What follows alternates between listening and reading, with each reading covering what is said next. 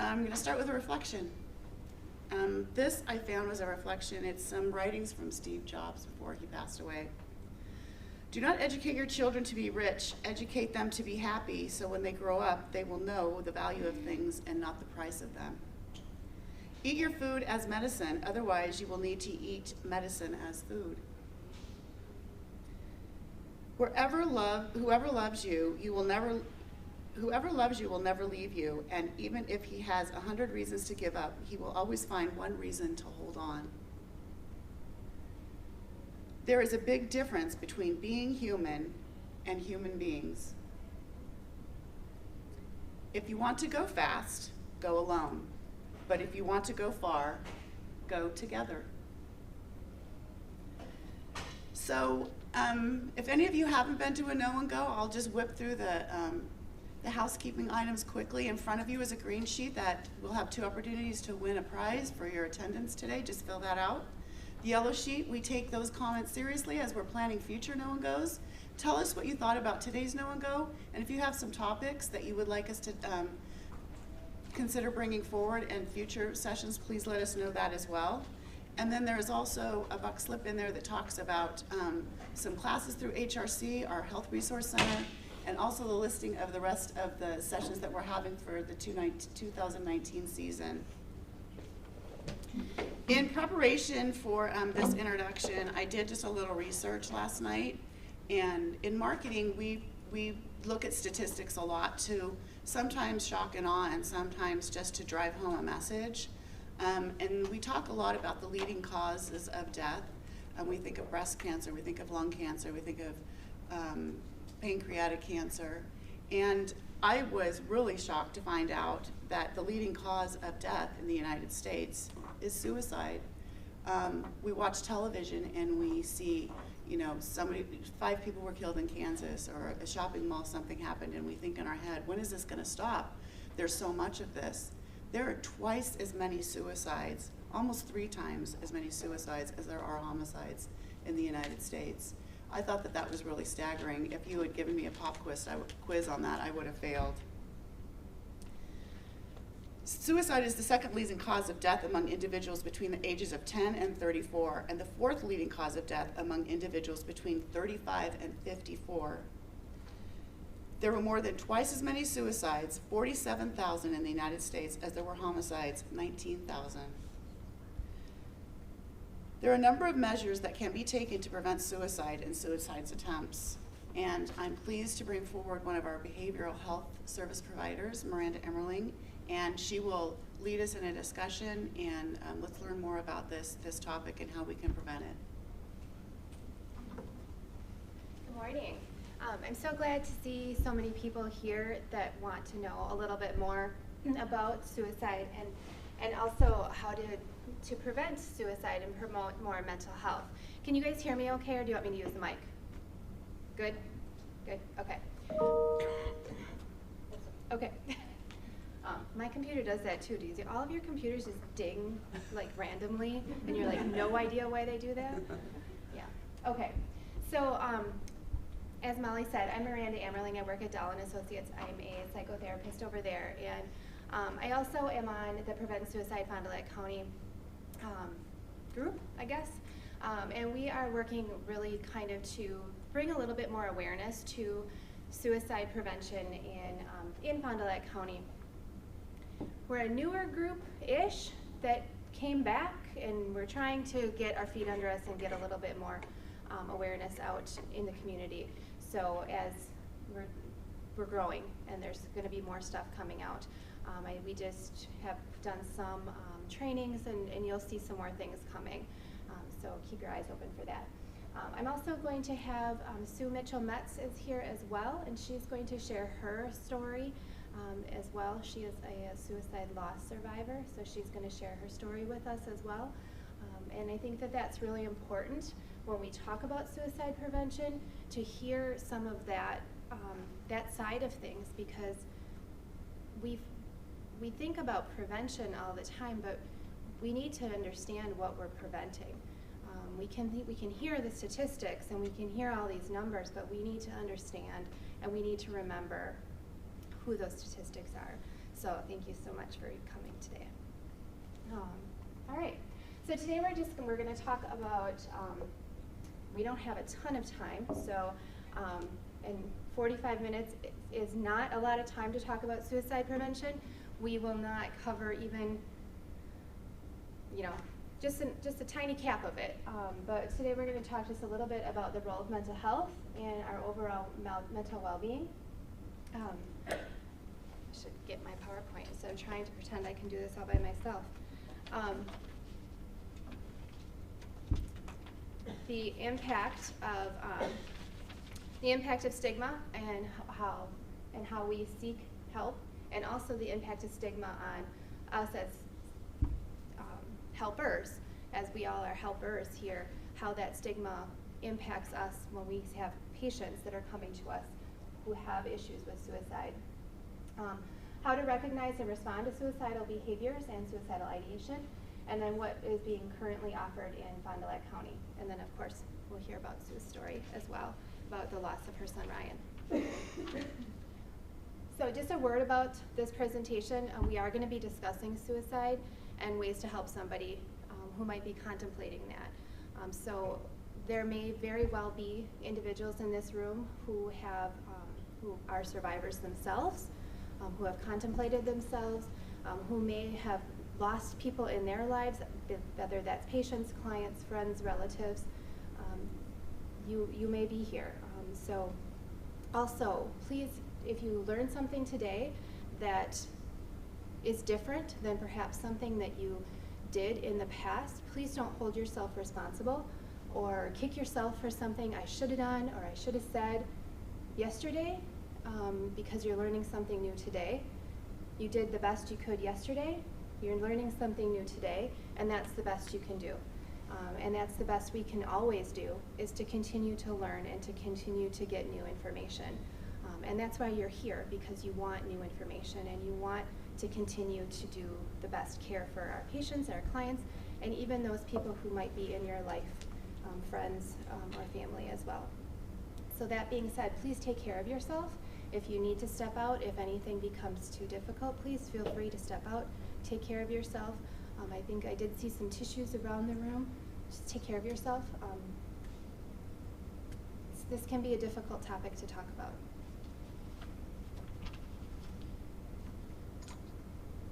So, mental health. When we think about suicide, we often think about mental health as kind of that overarching piece of, if somebody has suicidal ideation, they must be struggling with some sort of mental health issue. But we all have our own mental health struggles. Whether you're having a suicidal ideation, whether you have depression or anxiety, we all have mental health issues every single day. Our mental health refers to our emotional, psychological, and our social well-being, but also our physical health and how our physical health impacts how we interact with the world.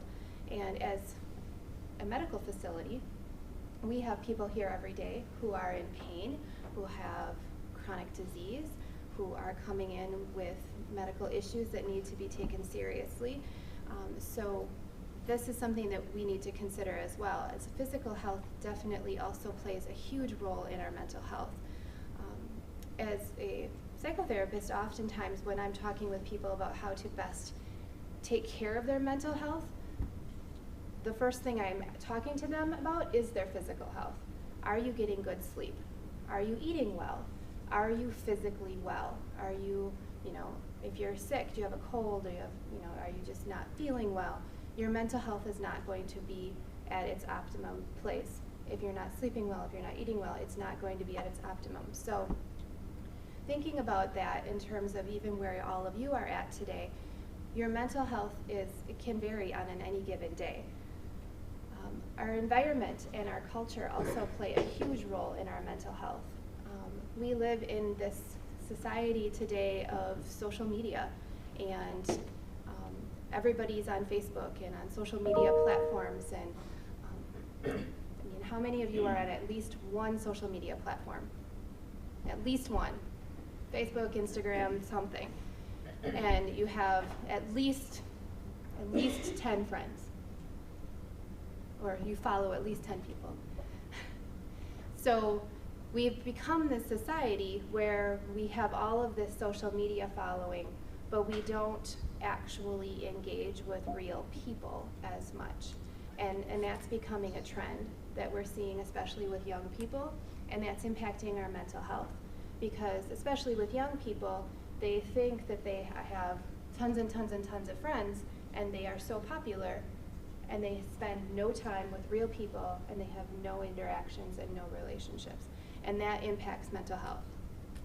And we're going to see that a lot more when we talk about risk factors in terms of isolation. So something to consider when we're thinking about mental health. So just like mental health challenges, mental illnesses can occur. Mental illnesses are, depression, anxiety, these kinds of things can come on. Factors such as genetics and environment, social influences, all of those things can impact a person's life and increase or decrease that person's risk of developing a mental illness. And treatment can help. Mental illness can be treated very effectively using medications and psychotherapy. We can treat mental health issues very effectively if people are willing to get out there and address it and look at it and identify that they have some things going on. That sometimes can be challenging to do. So 1 in 5 youth and adults live with a mental illness. People can and do recover, and help is available, and treatment works. So something else to consider, death by suicide does not always occur just by somebody who has a mental health diagnosis. There are a number of people who die by suicide because they have a physical health diagnosis. People who get diagnoses of cancer, people who get diagnoses of chronic disease, COPD, even migraines and sleep issues, find that they can't cope with that and also struggle with suicidal ideation and sometimes will die by suicide. So it is sometimes something to consider, especially when we're in the medical profession, that you may have a patient in your office who does not exhibit depression symptoms, does not exhibit anxiety, does not exhibit mental health, but they've just been handed a diagnosis of that they're going to have to wear a bag for the rest of their life. I don't know what those are called. I should have probably known what those are called. A colostomy bag, thank you. That they're going to have to wear that for the rest of their life. That can definitely change a person's life, and they may not want, that may not be something they can handle. People who have chronic migraines, chronic pain, chronic back pain, that can impact people's lives significantly and decide that they don't like that and they have suicidal ideation. So please be aware of that when you have patients in your office that are having chronic pain, that can sometimes be something to consider. Why mental health and suicide can be hard to talk about. We have a hard time talking about suicide as clinicians. We have recently, I'm sure you're all aware, have gone to a lot more conversation about suicide with our patients, using the Columbia and having more conversations about asking patients, and that has been a challenge for many clinicians. It can be really hard sometimes to ask those questions. It can be hard to ask those questions, even for a psychotherapist sometimes to be asked those questions. So why? Why is it difficult to ask that question? Anybody have any thoughts? Why people struggle? Chris? We're afraid what the answer is going to be. Right. Now what am I going to do with those answers? Right. So sometimes we just don't ask because we're afraid of what the answer is going to be. Please ask, and we're going to talk a little bit more about how to ask the question and what to do with the question today. So we do need to talk about suicide. Suicide is a global public health crisis. It touches everyone. When a person dies by suicide, 135 people are affected by every death that happens. So that's a lot of people. That could be obviously their immediate family, but the ripple effect is huge. So it's something to really consider. In 2017, 915 people died by suicide in Wisconsin. Our numbers in Washington County have been fluctuating, but they have been in the upper teens to the low 20s in the past few years. So we have been losing a lot of people by suicide. In Washington, in Fond du Lac, in Fond du Lac County, we do not count deaths by suicide, or we do not count the deaths that are opioids or deaths by drug deaths, and those could increase the number of deaths by suicide because we don't know if those are also deaths by suicide. But we do know that a lot of people could also be dying through use of drugs as well, but they're just not categorized as suicides. Many more people do attempt suicide than actually complete suicide.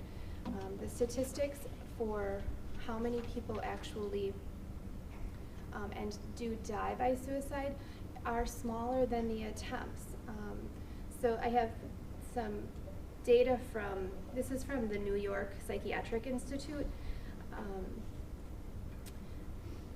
and it's from 2016, so it's a little bit old, but they had 45,000 suicides that they had looked at, and of those 45,000 suicides, this is from a large study obviously, there was 10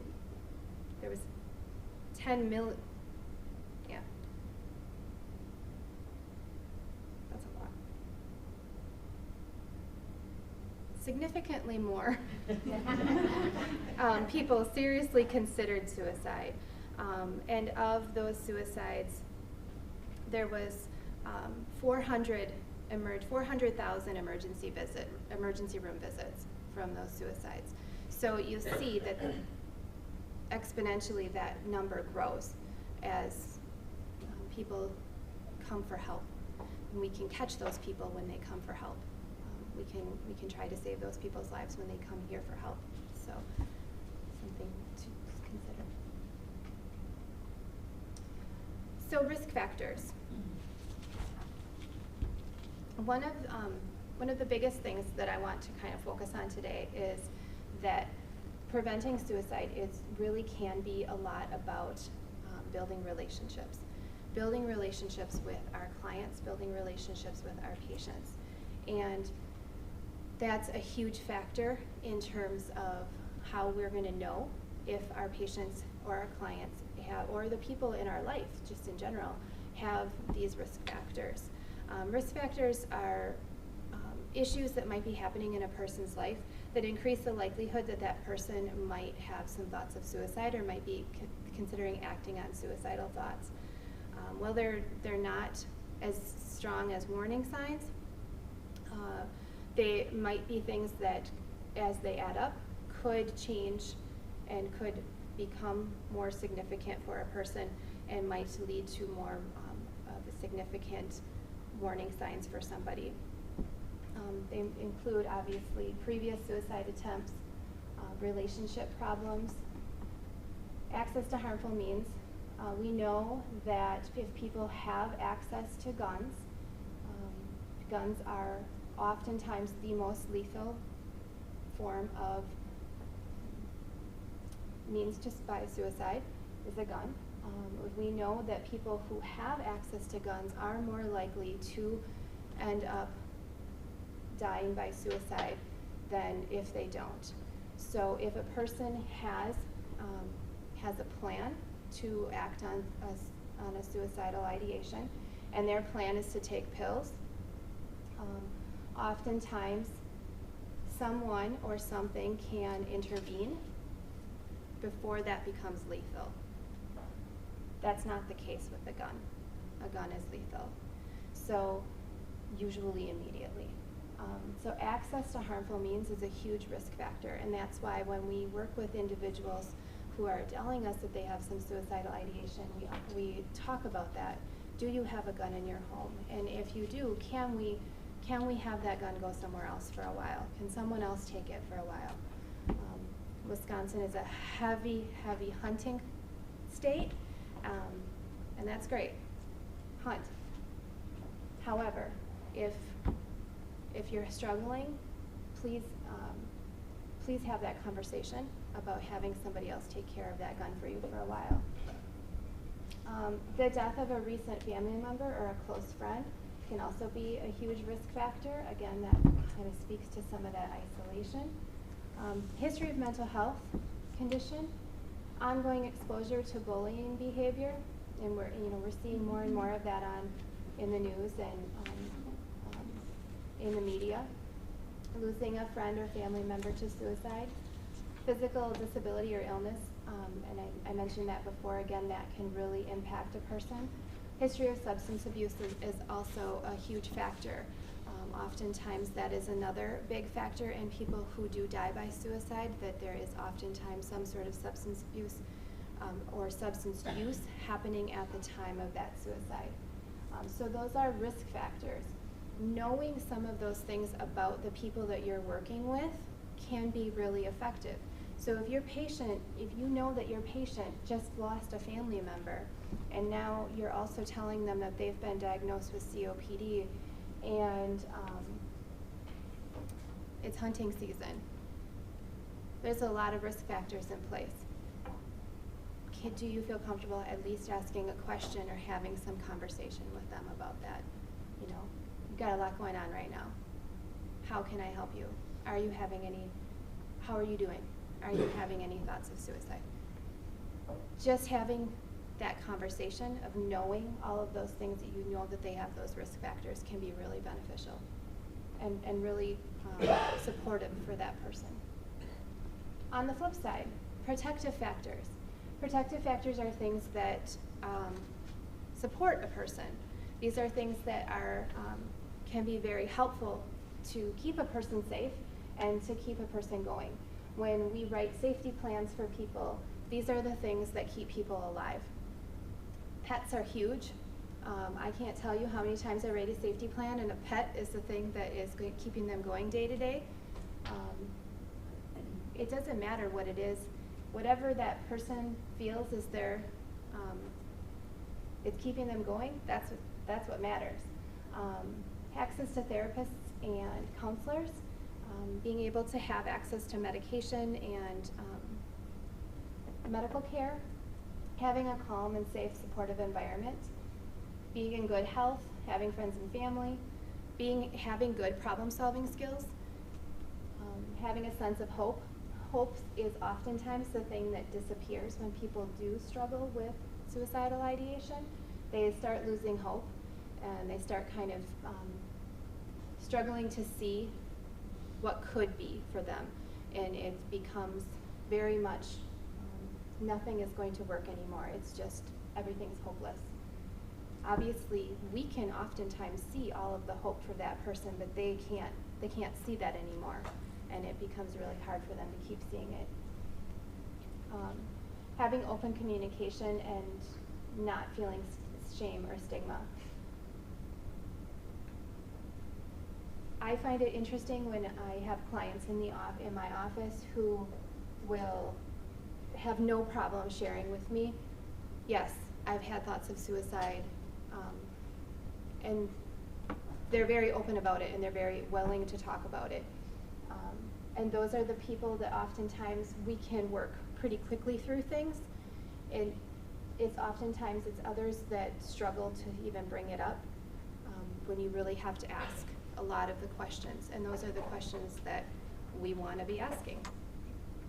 But you have to ask a lot of questions sometimes. So no stigma and shame can be a protective factor.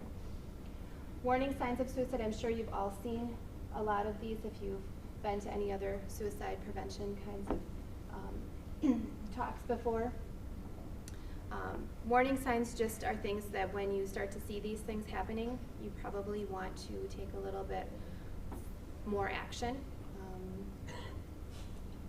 That there might be something happening. There might be something kind of going on sooner. Isolation, again, is on there. That feeling of isolation, not having anyone in their life. Hopelessness, no hope for the future. Making threats of suicide, talking about it. Giving things away, making funeral arrangements, frequently talking about death. Self-harm is on here, and I just want to really make a note of that. Self-harm is not always a threat of suicide. It can be, but it's not always a threat for suicide. Many people will tell you that they have no intention of killing themselves when they are self-harming, that is not their intention and that is not why they're doing it. And sometimes that's really difficult for people to understand, but over time, continued self-harm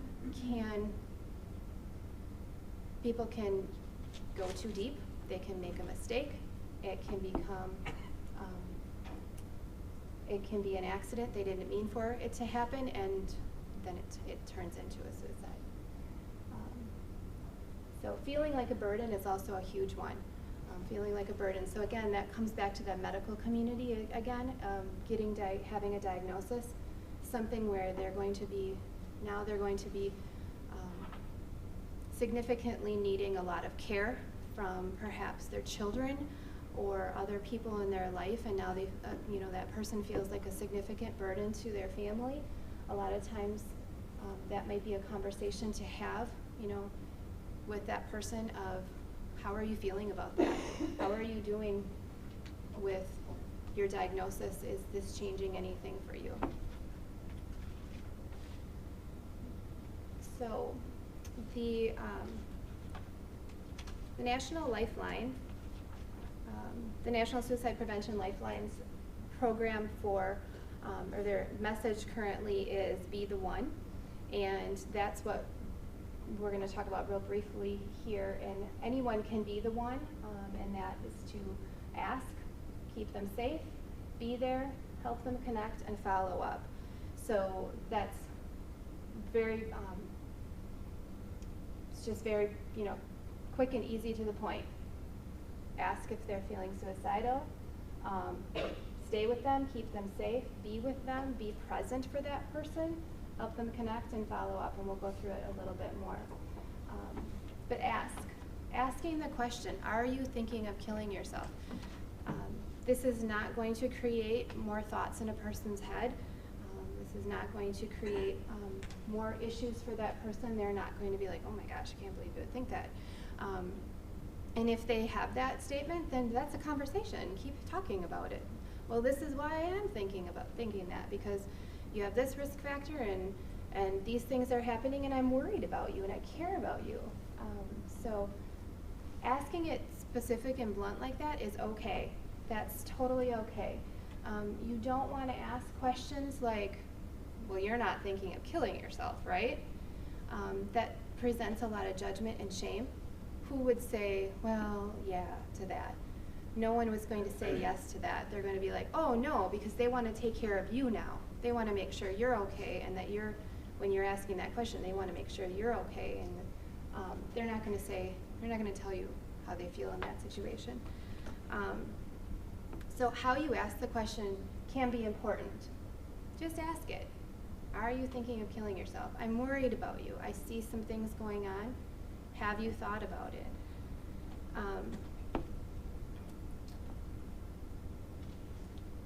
With kids, we talk about not talking about it being a secret.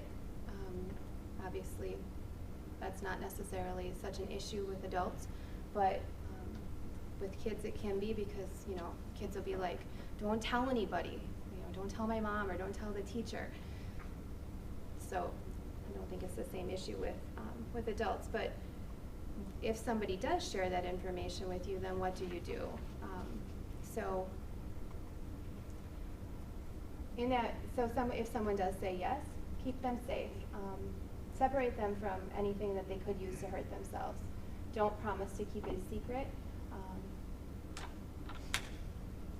This is, I think, a little bit for kids too, but contact an adult or call or text a crisis line.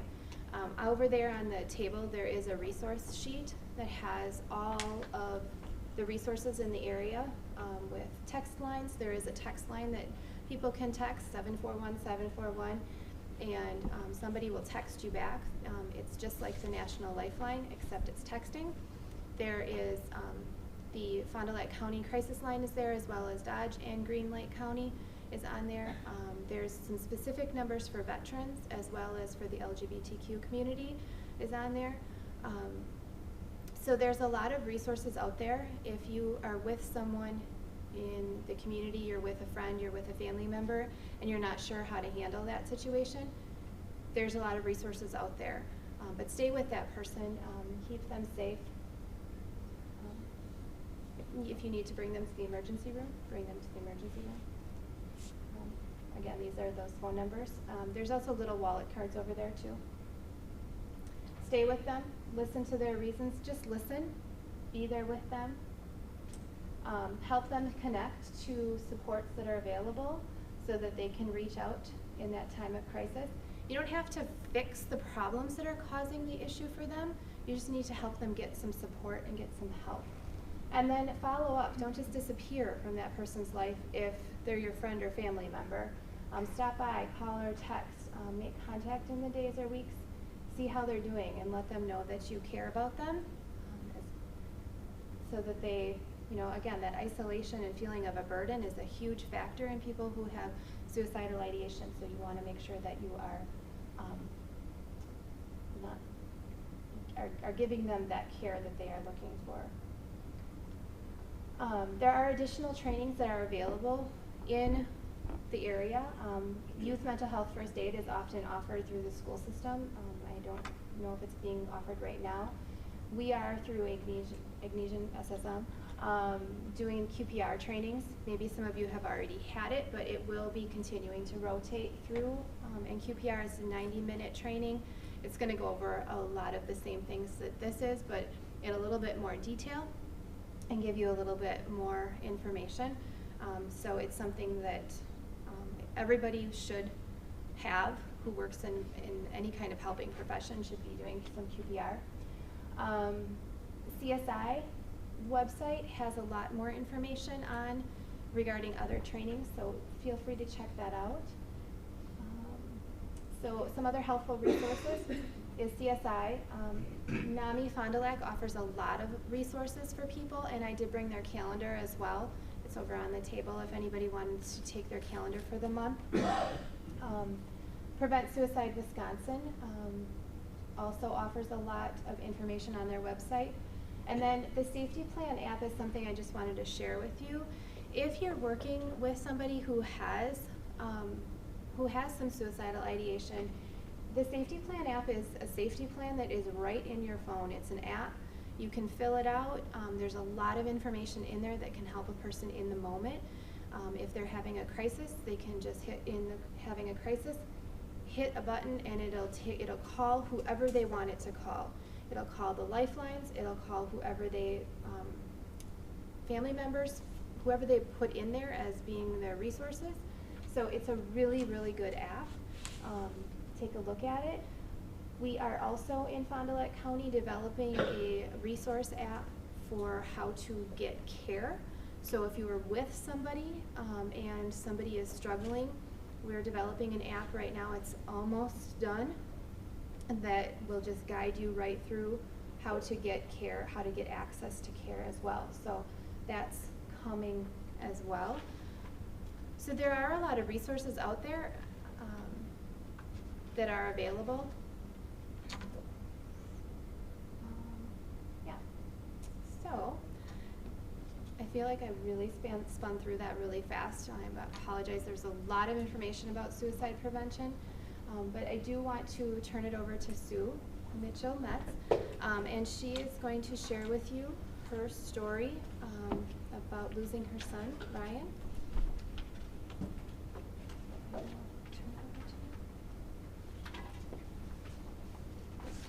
Okay, so I'm gonna just tell you a little bit about Ryan's story.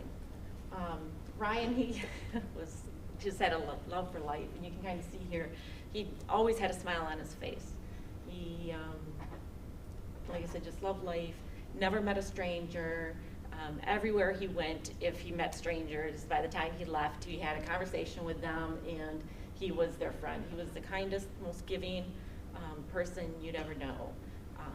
He seemed to have everything going for him in life. He was doing everything that he loved.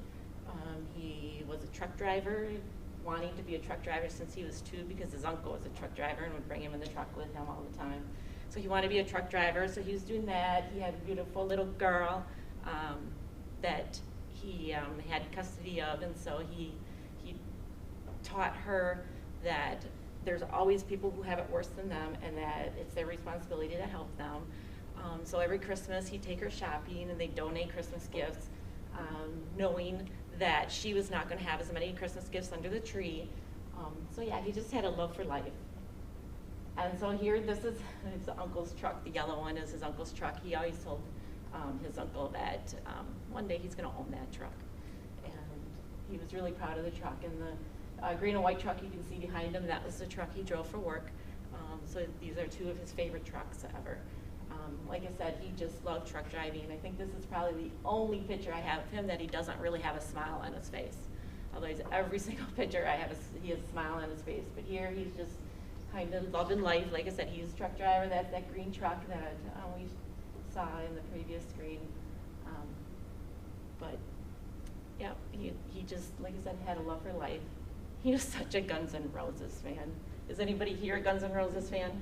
Yeah, he probably went to more concerts, Guns N' Roses concerts, than I went to in my life. He probably owned more Guns N' Roses t-shirts than even shirts I own. But he loved Guns N' Roses. He actually said a lot of the songs spoke to him. And I can appreciate that because many songs speak to me. And so here he's loving life. This is with his daughter. And like I said, he always had a smile on his face. He lived for her. And unfortunately, this life for him wasn't enough. And he died by suicide just over 22 months ago. When he died by suicide, he had no warning signs. He had no history of mental illness, really no situational things in his life. It was just out of the blue that he took his life. And every 41 seconds in this world, somebody dies by suicide. And every 42 seconds, people are left to pick up the pieces. And our family has been left to pick up the pieces. And now we have to understand that the only thing that we have left is memories and pictures. And there'll never be another family picture with him in it other than something that looks like this. And so this is me and my other 2 surviving children. Bryden is on my right and Mariah is on my left. And of course Ryan in the picture. And this is how we now have to take family pictures, as I said. And we have to understand we're never going to have a new picture. We're never going to have new memories. We're just going to have to use the old memories to keep us going. We also found that picking up them pieces and grieving and mourning is different for everybody. And we had struggled with that. My son was very stoic. After Ryan's death, he made comments that he said, you know, my brother's dead. There's nothing I can do about it. I can't change it. I have to keep living for me. My daughter had a hard time understanding that and would get upset with him that he didn't show more emotion and didn't verbalize missing him and having life harder than it was before. My daughter, on the other hand, was very emotional, and it affected her really hard. She had a very close relationship with her brother. She always said that he was her role model and really the only father figure she had in life, because I was a single mom, and her dad was not there for her, so Ryan always kind of took that place. So she took it really hard. And within weeks of Ryan's death, she had given up her job as a manager at a shoe store. And she resorted to drugs and alcohol for coping. And I did not realize that right away. However, about 9 months after Ryan's death, I did kind of start noticing things, and she was texting with me one night, and she was just starting to scare me. And so I had told her that. I said, you know, you're really just kind of starting to scare me. I says, and I think that you need to get help. And she wasn't with me, obviously. We were texting, and I said, you know, I'm considering calling the police to do a welfare check. And so she begged me not to do that right then, but to let her talk to her boyfriend. And I said, okay, but your boyfriend has to call me, and your boyfriend has to tell me you're there, and I have to hear your voice on the other end of the line, et cetera, et cetera. And so I did talk to him, and he, you know, said, yep, he's gonna be with her overnight. And so the next morning, I got a call from her, and she said, Mom, I need help. And I said, why is that? And she says, Michael asked me if I could promise him I'd never leave this world by choice, and I couldn't answer that honestly for him. And I said, okay, give me a few minutes to work on this. So I talked to somebody here in the inpatient, and you know, told them what was going on and what do we do. And so they told me that they have this program, a partial hospitalization program, which means that she would go to behavioral health and participate in all the programs that inpatient clients go through. However, she can go home at night. And that program has saved her life. She has been clean for however many months it is now, I've lost track. She is now working as a department manager at Walmart. She got her first apartment. She just got a dog. As we talked about, pets can be a reason to stay alive, so she just got a dog. She's loving that. And she's just doing much better. And so I want to just praise that program here that Agnesian has to offer to people as well. And then I struggled in my own ways in the beginning. Being a single mom, I'm married now, but being a single mom with the kids, I was always the one that fixed things. I was always the strong one. I was always the one that made sure that, you know, if something went wrong with the kids, I made it right. And I tried to continue to be that person after Ryan's death for both of these kids. And unfortunately, with the death of a child, that wasn't the best way to do that. And so I really struggled, and I got to a bad point as well. And it was suggested that I do EMDR therapy, which is also offered through Agnesian by many providers and counselors. And I have to say that probably saved my life. For those that don't know what EMDR is, I have a very easy, short way to describe it, but I see a couple of health professionals, you might be able to add to it, and I always forget what the R is. So it's eye desensitization movement reprocessing. And so basically what it does is it uses distraction to help you process through images, thoughts, feelings, etc. And so you use this distraction. It might be buzzers in your hand, a light bar, it might be a finger, you know, whatever, but it uses distraction to help you reprocess, like I said, your thoughts, your feelings, your visions.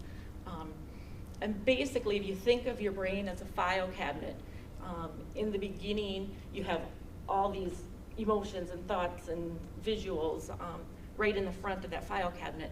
And so through reprocessing them thoughts, it helps to put them in the back of your mind. And so when you start thinking of them thoughts again, you're able to process through that, and it doesn't create as much anxiety, emotion, and feelings when you talk about them or see them or think about them. And so I would recommend it to anybody who needs it, but I know it doesn't work for everybody. But it was probably life-saving for me. And that's why I'm here able to tell Ryan's story today. And this is a little girl. She too struggled in her own way. Within weeks, she found it to just be normal to go up to anybody that she could get their attention and go, hey, do you know my dad died? Or, hey, my daddy died. And she still does that today. That's something that she just, like I said, thinks is normal. She did go through a little anger moment for a couple months, but we got her past that. She did show some regression the summer after Brian passed, and she started wetting herself when she was outside. She said she was just having too much fun, didn't want to come in the house, but we got her through that. She does attend the grief relief for children that also is offered through Agnesian. So Agnesian has many, many programs that can help people. You don't even have to go anywhere else. I think now her biggest thing is she just likes to ask questions, and she wants more and more and more detail. The day after Ryan passed, we sat down with her. We had our entire family, grandmas and grandpas, aunts and uncles, me. I was the one that had to tell her. We had a school psychiatrist, a school counselor, and our pastor. So I mean, I had a room full of people, and I reminded her that we were all her support system, and that if she ever had feelings she didn't understand, or her body acted in ways she didn't understand, she had to come to one of us. And so then I had to try to explain mental health to a 7-year-old. Because we can only assume that Ryan had mental health issues. We really don't know, and we'll never know. And so I had to explain to her that, like when you have a cough or a cold, you go to the doctor because you're sick, and that the brain can get sick as well. And so then I talked about like how her emotions, when she's happy, when she's sad, when she's angry, come from the brain. I said, and so sometimes the brain can get sick, and people don't know it's sick, and it causes them to get really, really sad. And when they're sad, they might make decisions that we don't always like. But however, if her brain starts to feel that way, she has to know there is help. She can go to doctors that can help, but she has to describe it to them because they can't see or feel it. And so I told her that her daddy took his own life, because he was so sad and he didn't know there was help. And she just looked at me and she's like, "Is my daddy dead?"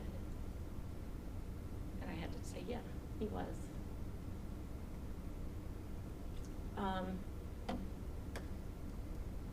guess that's it. Any questions for either of us? Was he your firstborn? He was my firstborn. He was my oldest. He died at 30 years old. He'd be 32 today.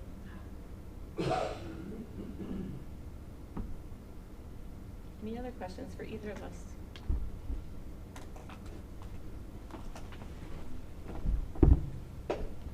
Thank you. Thank you so much, both of you, for sharing your stories and giving us some insight into this. Let's give them a hand for sharing their stories. If you would fill out the green forms and send them to the back. Let's go this way.